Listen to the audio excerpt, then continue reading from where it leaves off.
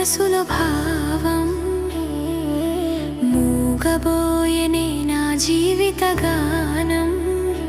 నిన్ను చూడలేక నిన్ను చేరలేక ఎడారిలా మారెను నా బ్రతుకు.